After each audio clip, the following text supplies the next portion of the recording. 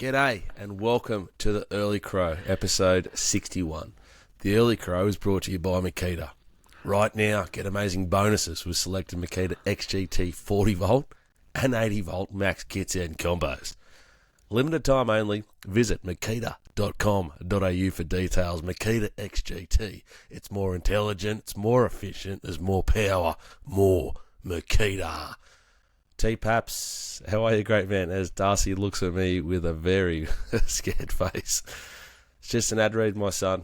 Paps, how are you? I'm well, mate. It's been a good week. Great weekend, punting-wise, lifestyle-wise. It was a fruitful weekend. Great fun, profitable, and my voice is. You've had one night in the piss and you can't act it. You're already losing your voice, mate. What you do on the weekend? Well, I delivered on the big stage, that's what I did. Speaking of, he was enormous there on Sunday. He's enormous all the time. He's the glue that holds the whole thing together. MJ, Royce, P-Rat, slow left arm medium. Great man. How you going? I'm very, very well, mate. We will recap Werribee Paps. I hope there's a barrage of questions that you've got for Dicko because there was some antics on Sunday and it was bloody good fun. This will be our last potty for this year, and I just wanted to throw a few things at you boys from some of the stuff we've done this year.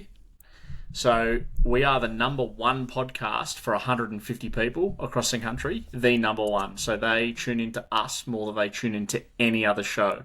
I hope the Silver Fox is one of them. The Silver Fox has to be one of them, and perhaps ask about the Silver Fox on the weekend, and then we can rewatch the YouTube videos. We've done 46 main episodes this year, 17 captain's runs. On YouTube, we've also provided you 5 mailbag bloodstock videos. We're talking Keats winning at Moe. We're talking Marshall Music on a Friday night at the Valley. We've done 3 Eyes on Ponies videos, whether it's Dicko and Paps watching some races together or Dicko and myself watching some races. And we've done one event vlog, which was Sunday at Werribee, which we'll get to straight after this.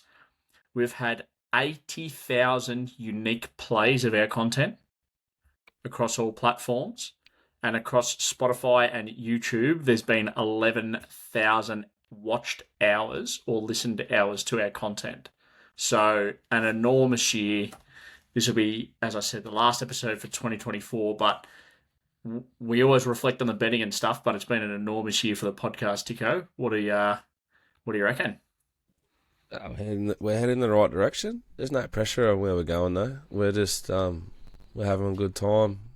I think we're becoming better and better mates through the process, and it's not really like a chore. It's a bit of a release, really. Especially now that you two are, definitely got the training wheels off and just into your gears and just rolling through. Like we just switch on and have a chat, and I think there's just so much that goes on now. Like, your racing brains are enormous, and it could just be racing only, but the sport just keeps on giving. I mean, we'll touch on Jared Waitley and the Australian cricket team later on, but every week something happens that was we consume and we talk about together, and we can bring it to the potty. I really enjoy the out wide stuff. I think the captain's run's been good, and just that little bit of extra pressure to flare up with the video camera on you when you're out and about at the races or at the Werribee Cup or something is I don't know if it's sustainable, but it's fun. I can tell punters at home, there's no difference between Dicko on camera or off camera. That's the energy you get 110% of the time, especially when we hosted on Sunday. But please, we've got to make sure we talk about the money being thrown bit. Yeah, we can do that. Absolutely. Yeah. What was that tantrum I was saying? What was the go that he had a cracked the shits? I saw Ross really he does this look with his eyes. That's just that's bad behaviour. Before we go, we need a little bit of context into this. Can you explain what led us to the events of us going to the cash incident? The second or third collect was a big fat one. And I went and got all the money, and I was pretty hammered, and I was really enjoying myself. So this was back to $3.80 winner, and had 500 on the nose, and then had $11.20 winner, and we had 260 on the nose. So we raked in, I think it was just over $4,000. And bearing in mind, I already had $3,000 in my skyrocket at this stage. Now continue your story. Yeah, so I saw Ross blow up when I flung the first one in the air, just like we were then while we were walking. So that encouraged me, because I'm a child, to do another one. And then Praddy really like tried to like tell you can see in the video a few times he tries to stop me doing something stupid. So I went even harder. It would have been a lot worse, I reckon, if you were there and you were pissed, because we would have really just started throwing it. Because I think you I were would with have threw me. the whole lot. Yeah, I know. Yeah, fuck it. And then I just thought it was the best, and I worked on my abs, laughing my ass off at Praddy and Ross, just really getting the shits. So we just won 5,000 or something cash, and they're blown about something. They found some way to be negative about it. And then yesterday we were chatting about it, or Sunday. No, it would have been yesterday because it was on Sunday. And the anger in his voice, like trying to politely like tell me off, as like whatever I am in our little system, like he's like, really, really upset me, and it just set me off again. Anger, no. Anger, no. Disappointment, yes. There was no anger. It was disappointing. No, you said I was angry then. No, you said you were angry. I said I was angry at the time. On the day I was angry. Because to put some context on it, perhaps I'd arranged with the venue manager as well to meet her in 5 minutes to give her cash, because we just had literally a wad of $3,000 and he just handed me another 4.5 or whatever it was. So I just had a wad of cash, nothing was sorted. So I had to count the cash and then walk all the way back to the other end of the venue to go into the office to put some away, so that we just didn't have as much cash on us. And this bloke's doing these ones in the middle of just walked out of the boogie ring. He's giving high fives to the boogies that he's collecting cash off. It was unreal. We had to edit that content out, and he's just standing there just doing these ones with $100 notes in the air. And Roscoe looked at me and I was like, mate, this just cannot go on, surely. What about the booking there? You said, God bless you, and he's like, what? You're like, God bless you. You're like, what? He's like, oh, you're just like, oh, just thanks, mate. Is that what it is? That was gold. The better part about that was when he goes, oh yeah, we were against that horse. We were with the favourite, and I knew it was gone when TB said, and the leader's travelling deluxe. Yeah. That was my favourite part of the whole video. Good. Yeah. But let's proper recap on Werribee, Dicko. What fun it was in the stalls with 100 punters. We ran a punters club, and everybody just genuinely got around us and enjoyed the day. And it was generally like, it was all sorts of people, like all ages, men, women. Yep. The works. I broke my watch high-fiving, like I snapped a watch band high-fiving. I'm worried I hurt another young man's hand, because I nailed it. Like, we were just the biggest you can get. But yeah, we got around everyone at the start, and we sort of started to flare up more and more. Just the only shame was that last race. Like, Jungle Sensation's a dead set wet tracker too, which just makes it even more sick. I still haven't got over any bit of it. But it was a lot of fun. I had to go the big lift. I was like, the voice is gone because it's been gone for 3 or 4 days. Yeah. And I fronted up. Shout out to Ross Brody, like, who's what a weapon. Just one of the great human beings. Picked me up in the city. Trent and I got Uber to the city. Picks me up. He's got 2 Sudafeds. He's got some type of lozenge I need. He's got a Sudafed nose spray, tissues, the works. Just like got me everything I need. Powerade. So I could get through the first bit as like the 6th beer got down, and I was ready to just on another roll. It was a great day, and it was a miracle that I made it home one piece. I closed my eyes as we went to the tunnel there near South Melbourne, sort of, and I woke up and I was pulling in my street, and I was like, oh, thank God, thank God, thank God. I just recap the whole day with Ems in bed for about 4 hours eating burritos and stuff. Yeah, well, the best part about it was I had the footage. I was like, have a look at this dickhead. Show Michelle. Michelle's like, what the fuck are you guys doing? Just genuinely running amok in the stalls. But it was good fun. The first race, I thought we were getting a result. I thought we were either getting a cash back or the horse that we backed was winning on Knuff. And Buddy got done by that first starter, but then no bet race. The Cotton King with the accidental triggering. Oh yes, go on, explain that. So he's the trial man, the king of the trials. Zav's coming in with him. A trial horse wins the second race, the first race we bet into, and he goes, "Oh, did you get something out of that?" Oh, and I'm going, "What?" Like you've said it's green and lacks ability. And mind you, so it's paid And I'm just starting $8. I'm starting to steam. And Dicko's marked at 50s, just to be clear, just to put a little bit I'm more starting colour to into it. steam. Wait, so Lindsay hasn't put a note in, or No, he has. He's bagged the horse. If I price an unraced horse X, Y, or Z, it's not me doing it really. It's Lindsay or Zav, and I'm starting to steam. And then he goes, "Oh, sorry, I thought that Keen Enough won." oh, I was like, "Oh God!"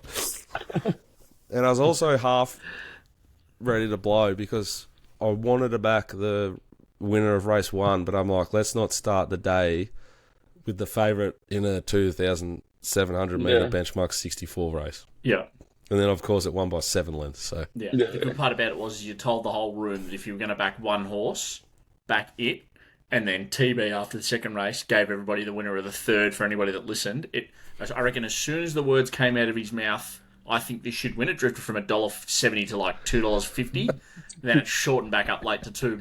But anybody who listened did get two of the first 3 winners across the card. But it was an elite day. you just love it when we get to do one with you, just how serious Brady is. It just makes you be more stupid, because he's just so organised and panicking about everything and this and that and blah blah. You're like, mate, just chill. Panicking not the right word. It's right, mate. It's 3 minutes before the next race, and he's like, I'm like, Dick, are we betting here? Are we letting him know? He's like, yeah, we'll be all right. We'll get there. But it was a great day. Now we've done one, we'll only get better at them too. If anybody wants to book us to come to your racing club to run a area and run a punters club, I know a guy who's reasonably good at it. At one stage we had, $7,800 in cash. Dicko wound the room up by asking them what they wanted us to do with the cash, whether we wanted to continue to play conservatively and get a nice little 3 times or 4 times your money, or if we want to go hell for leather. So we spent up a little bit in the last 2 races, but everybody walked out with about 80% profit on turnover. At one stage, it was looking like it was going to be about 120 or 130, but full props, Dicko. You weren't feeling your best, but after your 5th or 6th can, you were absolutely flying, and few winners the beers was were good. stocked. They were cold. There was water. The dumplings on course were outstanding. Yep. And if Hampton Palisade had gone on with it, I don't know how it didn't. Massive gap back to 3rd. It would have been just an enormous way to finish a great day. But yeah, I think we had a good day. I think everyone who went had a lot of fun, and I found winners, but Praddy did everything else, literally everything else. have you double thought about this gelding operation? Because usually when you're going well as a colt, you sort of keep it. You're obviously flying and you're thinking about getting gelded. I'd probably tell Ems, look, I'm probably going the best in me since I've been following I'm going the best I've ever gone. Yeah. So, Ems, I think we should just hold off for a little bit, just in case, you know what I mean? If you have this gelding operation, then I don't know. Hopefully you don't go bad. We can blame it on the gelding. We can use that as a reason, but I am starting to think about it a bit more, I tell you. I just sort of booked it in without thinking, and the incoming pain, and I walked Dars to school today, first day of school. It was beautiful. Do I tap out at 3? But I'm going to need to win a lot of money to have another one or another 2, because they are the most expensive things you've ever seen. I don't know. But yeah. That's good. To round out Werribee, though, we have to shout out a few people. So, Roscoe, without you, mate, the Punters Club just wouldn't have happened as smooth as it did. You're an absolute fucking legend. Ev, thanks for coming and filming for us. That was enormous. The fact that he just kept whipping the camera out and getting some footage of you running amok and me trying to put some guardrails on you and just try and straighten you up a little bit. And then Trent and Stan for all the absolute nothing that you did in the day you enjoyed. Thanks for coming along and supporting us. But it was good to meet. It was good to meet Stan, Paps. Yeah, he's a good man. I'm keen to. There's a lot of pressure. The pressure's enormous on big old the fossil Simo. Because the Dim Sim King and now Stan, they've set the bar pretty high. I'm very worried about my old man. As we get in the car, we're leaving, walking out the door. Dad goes, I didn't want to say anything because Dicko was really flat, but that's one of me black bookers, that old jungle sensation. I've backed it up. And I've taken the Quinella 10 times. The Quinella paid $25 or $30. Whilst I was having a good crack on the beers, I still had a level head. And oh, definitely.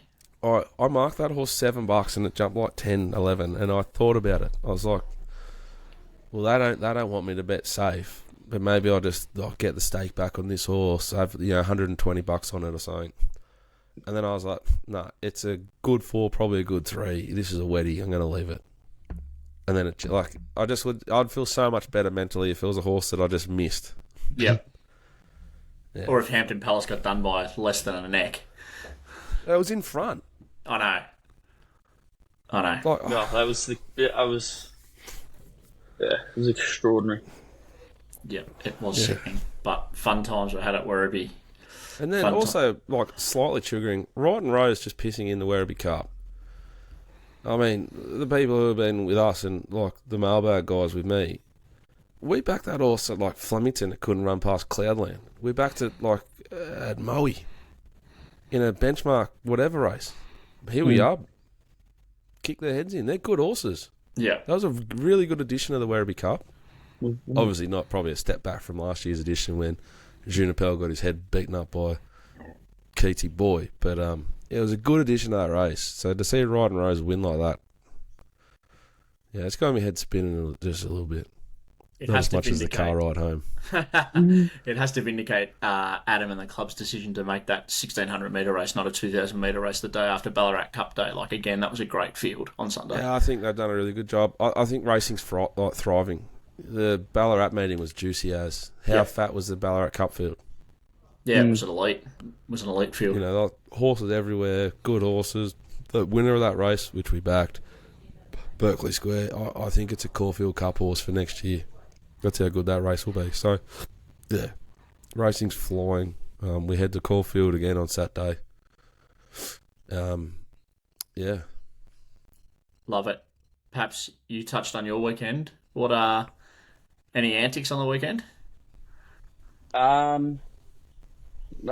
Saturday we went to a local dog and backed a few winners with the boys, which was nice, and went to a Solomon a DJ gig, which was pretty good as well. And then Sunday is my Sunday that I had was just my perfect Sunday. If you want to have a good Sunday with me, it is a little bit hungover, not too much hungover.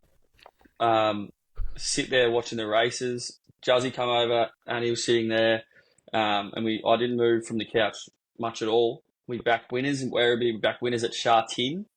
And then we went and got OTB, which is one of the great fish and chip joints in the eastern suburbs, chicken schnitzel burger that just can't be beaten. And then I was in bed by 9 o'clock and trained on Monday and I was fresh as a daisy. So I had a great weekend. What sort of snacks get consumed on that couch throughout the Sunday sesh there?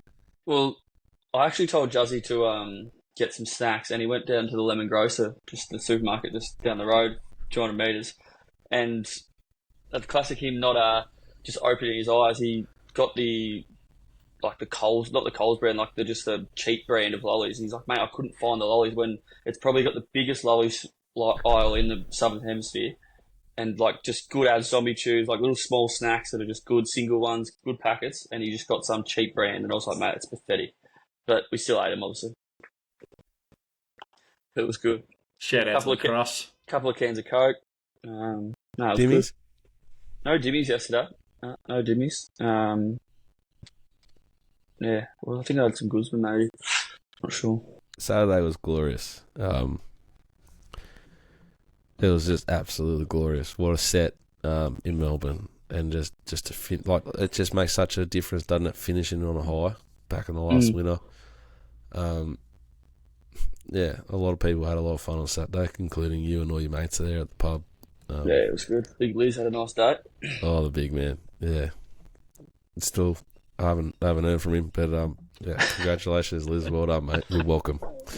At least I hear from the big Dardos, every time I back a winner, tip a winner. So something you could work on, Lizard, but you do you. You are a rare unit. Where should we go to now? Should we go to Adelaide? Yeah, we've got to, don't we? What a win. Oh, well, just what a turnaround. I mean, 8 days ago, Jared Waitley and his mates were calling for heads. They wanted Marnus to go back and play thirds for Redlands. They wanted Steve Smith to think about it. He's getting too old. Usman, you dust. I don't know where you start and where you stop, but the bowlers stepped right on up, delivered what you'd expect from them, as we sort of talked about on the show last week. I think that we wouldn't touch the bowling unit. Scotty Boland came in, did a great job. Stark delivered first ball of the Test, wicket, and then Marnus really came and he turned the Test. I think Marnus isn't getting the credit he deserves. His innings for mine was as good as Travis Head's. The way he saw off that swinging seed on the night before Travis just put the game away. Like, if he doesn't do that, the game's is very, very different, and the Travis Heads of this world probably have to face a swing and rock there in the night session. So I thought Marnus' 63 or whatever he made was an enormous innings, and he's well and truly back now. And good to see McSweeney face a fair few balls as well. I think, along with Marnus, you're 100% right. If they don't see that new ball off under lights, you've then got Smudge coming in, and then potentially Travis Head in the night before, and the ball's doing a little bit more. And they've been able to go out and capitalise after they got through the new rock. It was great. When you guys are watching, do you listen to the commentary? I try not to. No, they trigger me. It's so hard to figure out which is the way to go. You got David Warner on Fox, which is tough. Ricky Ponting on Channel 7 is just elite. Like, he just teaches you like why Marnus is struggling a little bit, and you can see what he did here. He's starting to feel good again.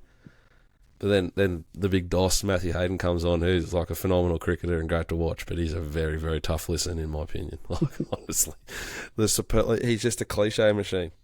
I wish Wayne Hawkes and Matthew Hayden could have a segment on racing and cricket, and it'd just be like a cliches for 20 minutes. Yeah. The best commentator in the game in AFL cricket is easily James Brayshaw by fucking the length of Flemington Straight. Energy, I think he obviously pretty good at But the Triple M JB though. Yeah, and that's why he's very skillful. He's got two sides. He can be serious on Channel 7, then he can just take the piss. Triple M, which can be tough to do. So I love JB, but yeah, I'm not. I sort of just have it on in the background, bit of phone, listen here and there, but I don't really listen to the commentary Channel too much. 7's punishing, but Ricky Ponting is so good that you can tolerate it, because I can flick between them. Justin Langer, like, every bloke's a good bloke. He's a good bloke. Like, calm down, JL. Mate, that's what I was saying to you about the racing media. Every jockey's a superstar. Every horse is a superstar. No, they've won and they're good horses, but they don't have to be superstars. But you got to remember, Dicko, with blokes like Gilly, Hayden, Brett Lee, they've got to protect their images in India. Like, India's out here at the moment. They can't go too hard because they'll lose all their endorsement deals in India. Triple M's the best. I listen to Triple M, which we need to get a real deep dive on how great man consumed it. But I listened to Triple M. Saturday night we had Lenny's ballet concert at debut. So I got her some flowers, and we had to drive in. And when we drove in, it's only a 10-minute drive. Where we went to the shops, perhaps, so like a little drive. Travis was on like 80, and we get there, and Ems and I go, shit, we forgot the flowers. So I dropped Lenny, Ems, and Das off and went back with Teddy to get the flowers, which was great because I got to listen to another 20 minutes of Travis Head's 100, and I got the whole 100. And Triple M's coverage of his 100 was like absolutely outstanding. The only setback was when I got there and parked the car, I pumped up the aircon to keep Darcy cool because he gets a bit car sick like his old man. Pulled out Teddy, he's like an ice block. God. But I listened to Travis Head's 100 on Triple M. Outstanding. What a cricketer. What an Australian.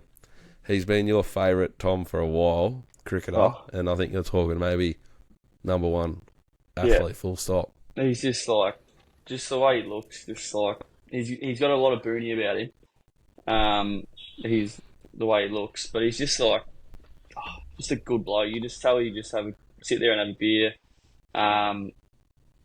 He'd be a bloke that you walk on the street and you'd say hello and he'd say hello back, or if you're at the pub he'd have a beer with you if you're some random bloke. But yeah, I love the way he goes about it. Loves his state as well, home state. Only bloke to make 300s, which is pretty nice. But yeah, favourite athlete, just love him. He was funny it might have been Triple M again. after his innings, he said, that he could see them like rushing out from the back of their stadium where they all hang out and sink piss in Adelaide. The members at the back. Yeah, and he goes, they had to come out, and he goes, my man saw Lara make 100 here, and I think he only saw him go from 0 to 1 and 99 to 100. That's so good. That is so good. It is one of the great days at the Adelaide Oval. Jeez, I want to try and do it next year. It's good. The pink ball test is just outstanding, isn't it? Oh, isn't it? It's perfect for viewing because you're doing stuff during the day and then you've just got plenty of test cricket to still consume after hours. Imagine next year you're like, I'll try and get a run or two Morphettville on Saturday. You go over Friday, which is probably day 2? No, it was day 1, wasn't it? Did it start Thursday? Hopefully it's day 1, but you get there Thursday night, you settle in, you go over like a big session at the Bay, go to the Grand, muck around. You book a really nice early tea time at some grouse golf course on the Saturday. You've done all the prices on the Friday. I mean, so you play golf Friday, then you go to the cricket in the members, watch the pink ball test. You'll have Moonee Valley flowing. I just think it's. I'm very, very keen to get involved in it next year. That's the Adelaide Test wrapped up. It's 1-1. Jared Waitley and all the team now calling for Indian heads.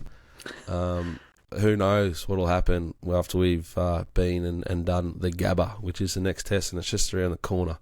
Yep. There's a lot of cricket. I think we've got Gabba, then the Boxing Day test, and then the SCG test. So that's cricket. Now it's Eyes on Ponies. Eyes on Ponies are brought to you by CTW Excavations. They'll go where the big boys won't. Find them on Instagram. Get around them. Boys, where do we want to start here with ponies? Well, it was. I actually woke up on Saturday morning. Nice day in Sydney, and then I get to the club and walk outside, and it's fucking raining. So I checked the weather, and it said no rain at all until late evening. So I've done all the form on a good 4 at Rose Hill, and I've been cooked by the weatherman. So it was a bit of a setback, but I think we might have got out just even at Rose Hill. Just. Yep. So it was a sort of lucky little get out there. But that Rose Hill track, it's they actually got through the meeting, but there's gaps back all through the field as you would usually have in a heavy 10. It's probably sort of don't really want to dive too much into that meeting. And they were really spreading out too, eh? There were some horses like in lane 10, some in lane 23, and some were going, like Nash was going to the grandstand side. He obviously wanted to be off fence, and I think on memory, I think it might have been like 7 to 14 in the straight with the sweet spots, but not much to come out of the meeting. The thing we back is really improved this prep though. The winner, I'm into win has been. Sav liked it off the trials first up, won at Canterbury, and it's gone really good again. So might get out a little bit further, see what it goes. But it's really improved this prep. One to sort of keep an eye on. And do we even ask questions about DriftNet? What has gone on there again? Jeez. I was genuinely, as I'm sure our listeners were, fascinated, and I tried to not get involved just to see what T. Papley would do with that horse. It was because I remember you saying 1300 blinkers on. Didn't have the blinkers on, but I went back and watched its last couple, and it was, geez, now that I've watched that last run where we were on it, and I went and watched the one before, and I reckon it's done it 3 times in a row. Like first one, I sort of let it slide, so I'll let that one slide. But then the second one, and then the third time on the weekend is just ridiculous. That is the biggest catch of all time.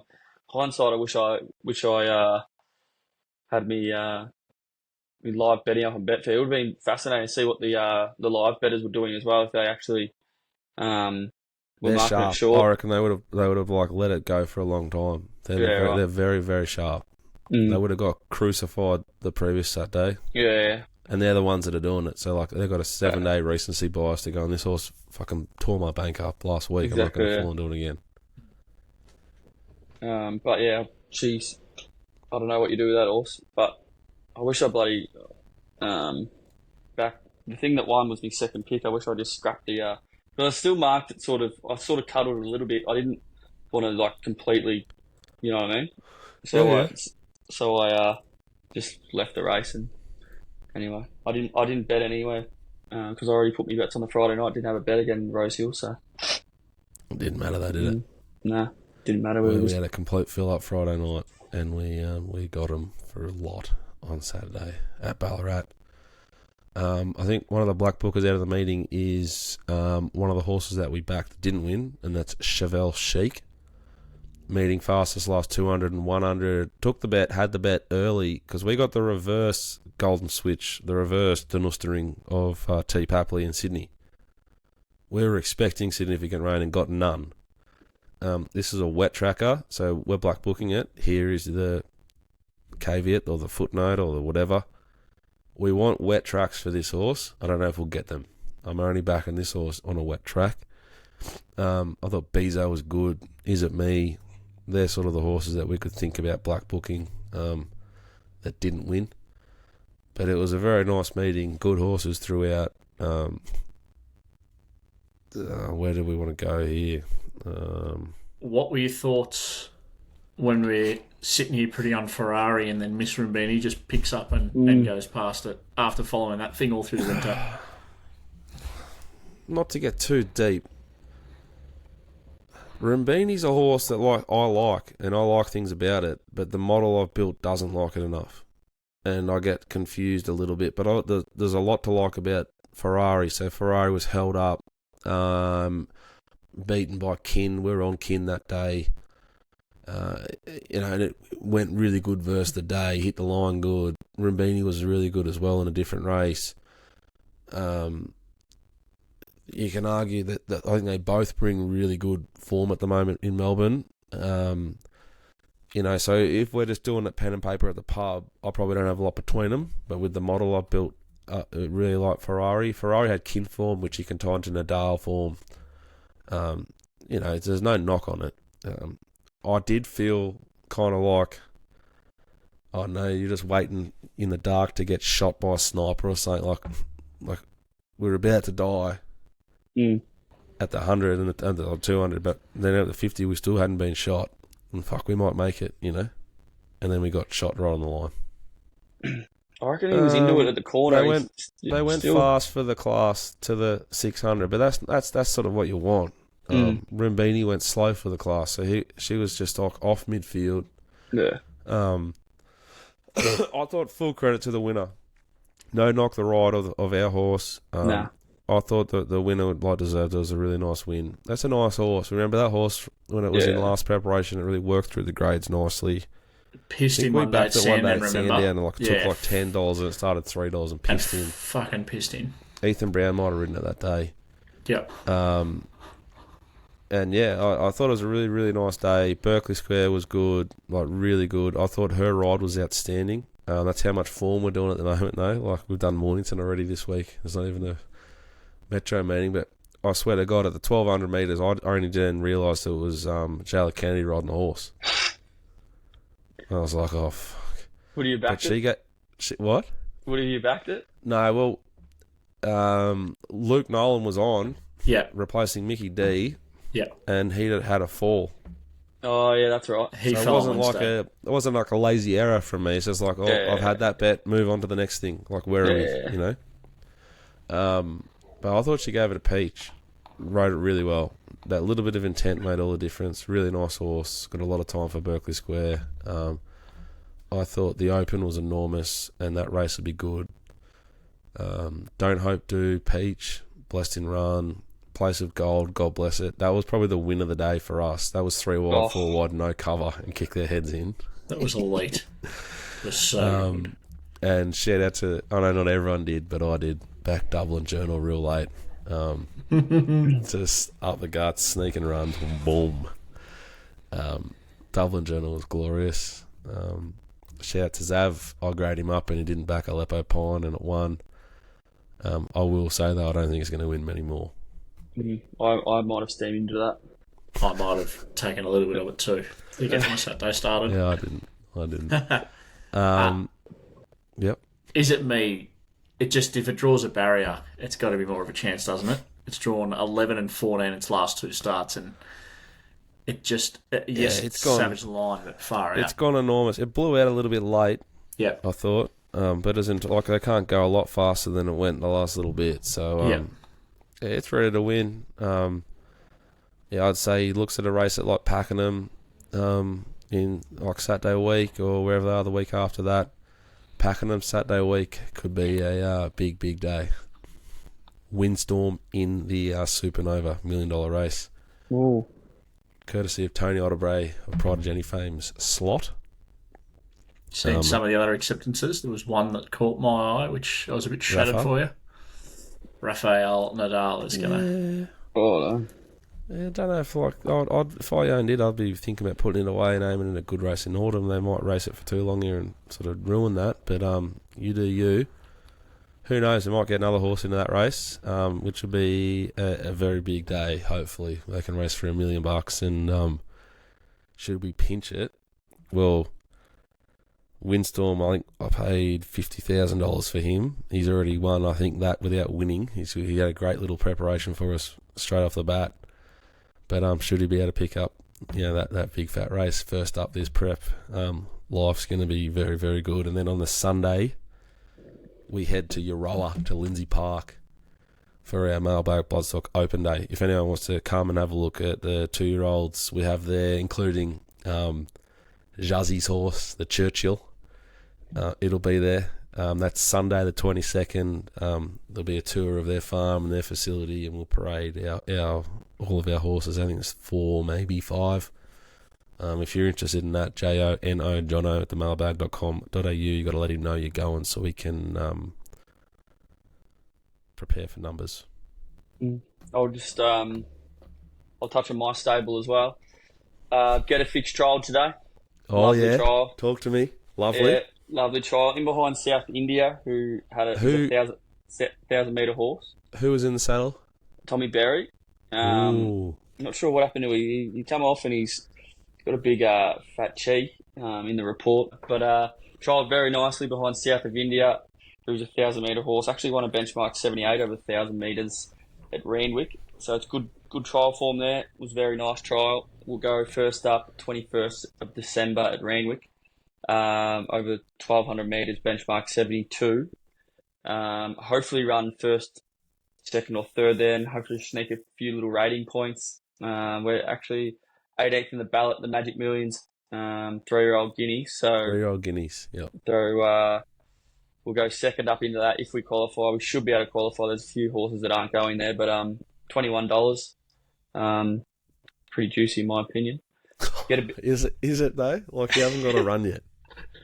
It is juicy. If it gets a bit of rain, mate, we'll start $5 if we get a run. Yeah, but he's got to get into the race. Yeah, we'll get it. And we've got another one potentially. Do you get the $21 back? If is it how you do these markets, Pratty? Sometimes you have a bet, it doesn't even get in the race, and you get your money back. All in this market. Yeah. But yeah, there's a few there that aren't going. Firejack's horse isn't going. There's one of them off the top, so we go to 17. Yeah. But yeah, and then I've got another one, Iniesta, who's going very nicely. Had a jump out, and he's going to a trial in the next week or so. If wins that, we'll go to the Magic Millions debut race. Oh, the one from last year. Same day. If I have a double on Magic Millions Day, I'll probably won't be going in. Sorry, Coxie, on Monday.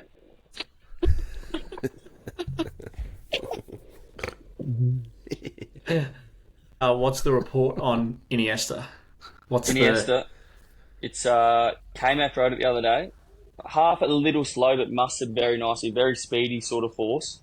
By Farnan, first crop.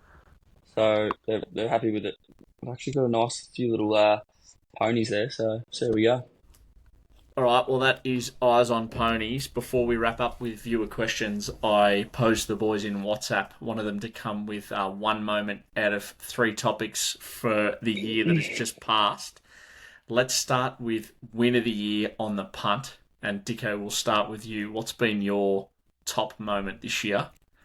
Duke with a win on the punt. Winning the Caulfield Cup. Yeah, and malting it with with Marshall Music. That was just silly shit. It's just me and Peter by ourselves down the bottom there at Caulfield. I still remember on the big fat TV, glorious green grass, beautiful conditions. I couldn't stop laughing. That is elite. Nice. Perhaps, do you have a win of the year? Yeah, mine would be Hunter Day, where we cleaned up that day. Had that multi. What was was it Caulfield or was another one? Yeah, I don't know what day it was at Caulfield, but I think we won 30 plus units on the Crow. And hit the quaddie, I reckon. Hit the quaddie. Hit the Which swinging was on potty, Saturday that's again. right. Yeah, it was one of the fatter days I've had in the punt, so hit a nice multi. And yeah, so that would have been my favourite weekend of the year financially. Mine would have had to have been getting something out of Nadal on the meteorite day after what was Champions Day and watching it go from lane 6 to lane 15 and only get done by a short margin to then take... What did you take, Dicko? Was it $6 or so for Nadal in the meteorite? It started... I think it was closer to 8. And then it started, $4, I think, and just watching that win easy against what had happened on the day, we were there. Like, that was definitely, if it wasn't getting 100-1 about Duke DeCessa, I reckon getting something back out of Nadal when it probably should have won on Champions Day was definitely That was a big day for Praddy. He survived sunburn, an potential asthma attack with the fire at Cranbourne. Bushfires, the works, survived Cranbourne. He dodged a lot of bullets. He was like fucking Neo in the Matrix that day. Yeah, full credit to you. It all happened, and full credit to you lending me a hat so I can get sunburnt. All right. Then what on about to Jimbo giving you the hat sort of chat and then the little man just jumping in and bagging my fucking grouse hat with a feather? Yeah, do you want to explain a little bit what happened there? Oh, well, P-Rat's operating what I thought was an outstanding little hat. I like those little sort of cowboy ones, the little travellers. Beautiful hat. Got a little bit of, put back on his chair a little bit by the one true sort of potential cowboy amongst us in Jimbo. Yep. The Minister of Irrigation, Forecasting and Rain. And then T. Papley just bobbed up. I think he likes, he's one of those sickos that backs up real good, that he just gets an extra spring in his step with one of his mates he thinks is a little bit vulnerable. Yep. That sort of bloke. I think that's what he is. And he thought he had me on the ropes and he started to hang shit on that hat. And I thought that was pretty ironic from a bloke that goes to the Gold Coast and shows his chest to wear a shirt. So I think you do you and I'll do me, and I love that hat. I love that. And then let's go to the sporting moment of 2024. Dicko, do you have a sporting moment from this year that just really stands out? You said Scotty Scheffler in the chat, if that helps your memory. No, I was putting that on the rundown to talk about the great man. He's on fucking fire. He's like a video game. I was thinking Olympics. The two Fox Sixers sisters winning gold was pretty cool. Yeah. And the kayaking or whatever it is, canoeing. That's off the top of my head. Yeah. Mine was definitely Olympic themed. I'm not the biggest fan of the Olympics, but the 100-metre sprint with Noah Lyles backing up his shit talking, I reckon, was a pretty cool sporting moment. And just the 100 metres in general, I thought it was a great spectacle from this year. I reckon that was an absolute ripper. And then he pulled the COVID card in the 200 metre. I love the last quarter against the Giants and the game that Tom played. That was grouse. Yeah. I'm going to have more self-interest highlights. And Rip Raw winning at Sandown 2 weeks after I bought it. I had a monstrous bet. I took my daughter, just me and Lenny. There was a fucking rainbow at Sandown as like it rained just a little bit. He needed the sting out just a little bit. It was just me and Lan and Gav and Jamie Carr, and it was so much fun and beautiful. And then to win and just be financially safe for another 2 months was fucking glorious. That was another day where we took fours or something like that, didn't we? And it steamed in and started shorter and pissed in. Well, that was also the day that I started to ride and sweat the fucking Growing Empire Coolmore bet, because I also backed Rip Raw into Growing Empire, and you just get the news, it's going to run in the Manikato, fuck. It's going to run the Everest, fuck. It's still going to Coolmore, thank God. And then Switzerland ripped its head off. Proper. And then the last one for highlights from the year. What have been your highlights from what we've done with the early Crow this year? Paps, we'll start with you. Geez, there's been a fair few. Have to be Juzzy. Just Juzzy being him. That episode with him was pretty gold. It was a while back. It was at the start of the year, I reckon. And it was the second Yep. one because we did one that we couldn't. Yeah. We stuffed up the audio one or something. Yeah. But it was the first one was probably better, but him to say it again and just go on about it was gold about the sauce and just his antics as a child. He's still a child is one of the funnier episodes I've heard. Hearing about his sauce phobia and just more the fact that like it couldn't even be on the table or in the room or whatever was.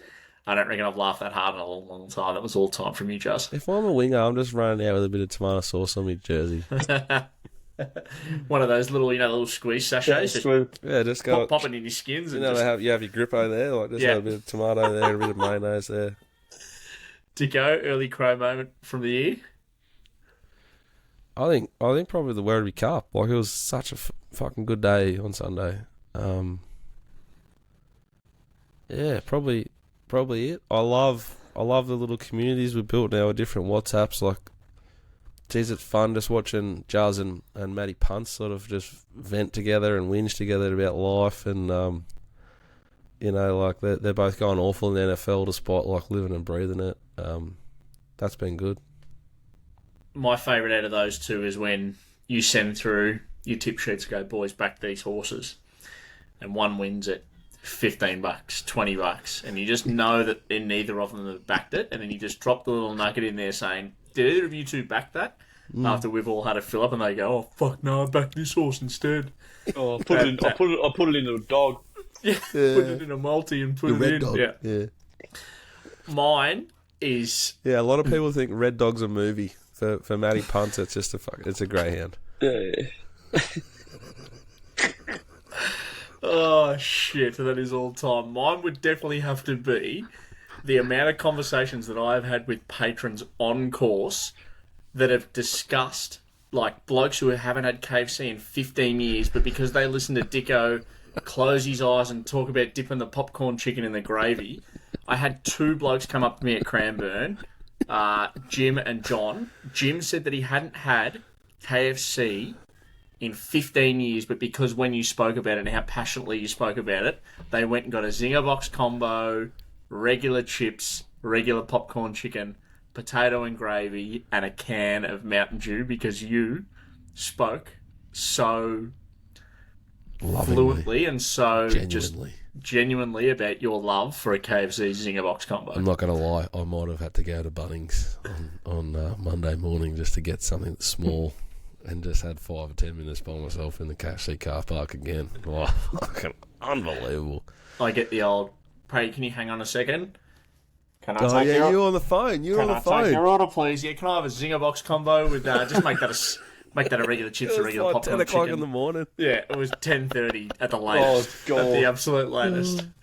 All right, boys, let's wrap episode 61 and the last episode for the year up with a few viewer questions. There isn't too many of them. Let's start with one for you, Paps. One of our listeners wants to know who's the best punter at the Swans. Chad Warner would be up there after the spring he's had. He's told me so. Chaddy Warner, really good Love out him. wide as well. Loves the dogs and things like that. Love that. All right, start with you for this one, Dicko. A horse you're most excited to see in 2025? Nadal, Berkeley Square, and I just pray to God, and I'm excited about the 2-year-olds I've got. I can't wait for him to hit the track. That Maurice galloped up the hill the other day. He went awesome. They're our hopes. Like Paps was talking about his. They're our hopes to have like a top liner young horse, and so far they're doing really good. So self-interest governs us all, and I just hope one of them does it. And then, Paps, what horse are you most excited to see in 2025? Raced on the weekend, Kaying Rising. There's heaps of talk about it. Yeah. Let's see what that's got if it comes over here. Purton said it wasn't at its best on the weekend. Still got it done. Had some horses outside it annoying it and things like that. So I'll be pretty keen to see that come over and see how that goes. That'd be exciting. Love that. Do either of you have any clues in identifying when a Waller or a Ma horse is going to peak after all their amazing performances throughout this spring? Yeah, but that's like there's no correlation between the two. That's like sort of comparing the Sydney Roosters to the Sydney Swans. Waller's horses are deeper into a prep. Their inside draws, their grand finals, their patterns, they're predictable. Kieran's horses are more sort of like they just keep showing up. They don't spike that nearly as much. Waller's horses are much harder to read, in my opinion. You know, like what about that Jolly Star, perhaps, where it come out and ran enormous. I think you got the main rule with Wallers is be very wary of a Waller horse off a big PB, and then the reverse of that is be very keen to find the Waller horse that's gone to the PB and then flopped and now it's coming to the races again. That's the opportunity. Yeah, I think if Waller sees a horse like the Jolly Star, he's thinking, "Fuck, where can I target that?" And then he probably backs it off a notch and then targets the grand finals. He's a big grand final trainer. He loves his patterns too, doesn't he? With horses like a tissue going into the Flemington Carnival. Yeah. And things like that. And then this is the last one. Any punting lessons that either of you have learnt from this year? Mine is just follow fucking whatever Dicko says, honestly. Like, if you're serious about your punting and you want to get involved, the mailbag.com.au, buy Dicko's silver rated service. He's up like, I can't remember the exact number. He's going at like 40% profit on turnover for the last 3 months, every fucking month. It has been ridiculous. He's in the form of his life. If you're genuinely serious about punting or wanting to learn about the punt, Dicko hosts Zooms.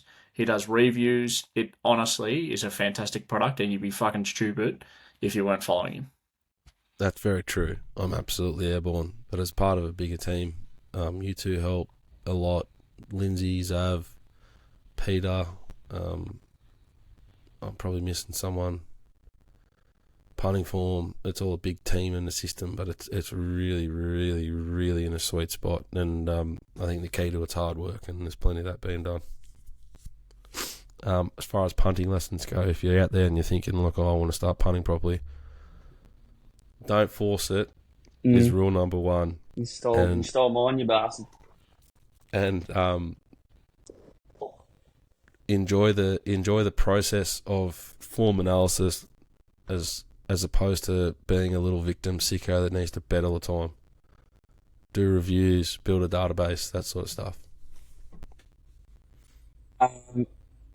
Got a bit of a different one. I think if you've got if you're a member with Dicko, and you just want to follow him, and obviously as a young bloke to get into the punt, going into a syndicate, and sticking to that syndicate, so that holds you back from punting on the out wide ones at Doomben when you've got a tip here or there.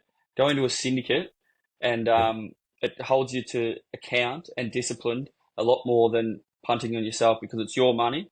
You can just easily go back at Doomben, or you're at the pub having a few beers, back one at Darwin or something like that. Yes. If you're in a syndicate and you want to be disciplined, and you don't want to blow your money out wide, because 90% of the time you'll blow it because you're not following a proper punter, getting the tip out wide, go into a syndicate with 2 or 3 of your mates, and that holds you to discipline, and you follow exact units, exact tips, and I think you'll be a winning punter if you follow the right punters.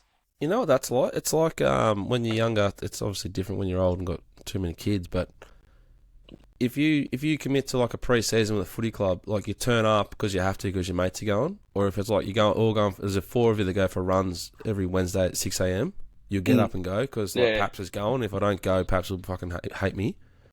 Whereas if you're just going, I'm going to go for a run every Wednesday morning at 6 a.m, you're not. Yeah. If you're older and you want to start getting into golf and you're just going to play by yourself, you'll find a reason why it's, I might rain this afternoon, I'm not going to play. But if you book a game every week with the same group of blokes, you'll show up because you've said you would. It's the same thing. Yeah, and when you're winning, Great point. You're winning as a team, not by yourself as well. Yeah. I think it's great with syndicates, so there's mine. That's a great call. Yours, you got Brady? one, P, right? Or you've already done one? No, mine, obviously, bar giving you a bit of a pump up that genuinely was meant. Mine would be mapping horses where they will map, not where you want them to map. So if you've got a horse that doesn't have the greatest gate speed and it's drawn wide, you can't just assume that it'll go to the front and be more of a winning proposition from going to the front.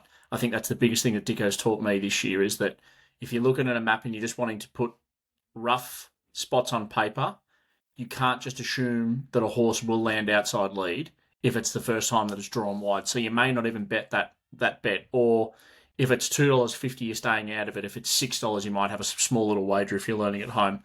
That's definitely the biggest one that you've taught me this year is you cannot map a horse where you want it to map.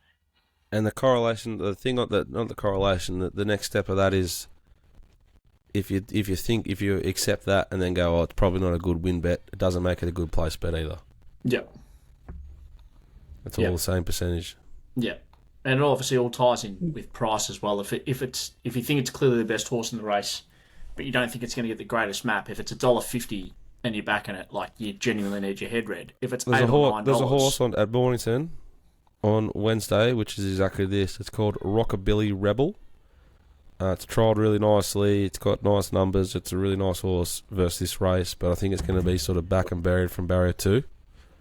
And the price is $3.50. So yeah, I can sort of make it $3.50, but I know there's every chance it's going to get a pretty tough run and get held up, and it deserved to start $3, but it didn't win. You know, if you got $7, then you could have a bet with a bad map for sure, but at that sort of price point, you need to be very, very careful. That's race 7, horse number 2, if you want to go and have a look at it at home, punters. Dicko, does that do us for the last episode of 2024, which is episode 61 of the Early Crow?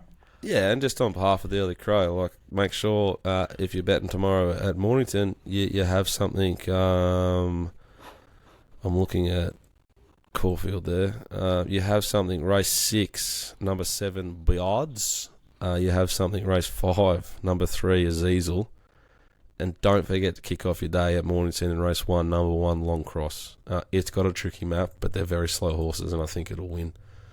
On behalf of the Early Crow, we thank Makita, CTW, and everyone else that's got around us and supported us throughout 2024.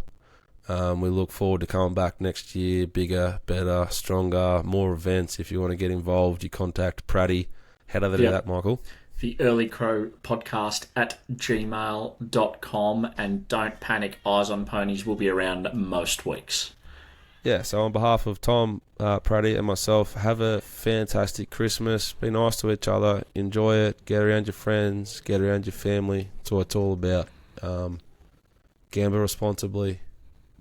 Drink responsibly. Like, don't, but you know, find that edge and just be just the other side of it. Have a water when you need to have a water, like I did there on Sunday. But have a great Christmas, and thanks for being part of our show for 2024, and we'll see you all next year. I'll butt in there, sorry. I'd like to thank you boys for a great year. It's been Pratty, Dicko. I wasn't here for bloody pretty much half of it, so I was holidaying, but the shit wouldn't run without you blokes, so full credit to you boys. We're just like a horse with upside. We're just going to peak the next couple of years. So really looking forward to it. Dicko's tipped a couple at Mornington, so I might as well chime in with a couple at Wyong. Race 4 for a nice little Chrissy present. Race 4, number 7, Zealously. K-Mac goes on. We'll roll forward from the wide draw. Yes, it does have Get a Fix form. And K-Mac on, we forward. The Novelist outside it will put some speed on the race as well. There's a bit of speed, but I think it will be able to sustain that speed and win. And then the other one is race 6, number 6, Tempestuous, whatever that says. I think that's how you say it. But it has Grouse, North England form. And you can tie a couple of horses around that, Memo and the likes, and Ol. But I think the 6 will be winning race 6 at Wyong. So there's 2 for you. Merry Christmas. Bye for now. That's been the Early Crow, episode 61, brought to you by Makita. Bye for now.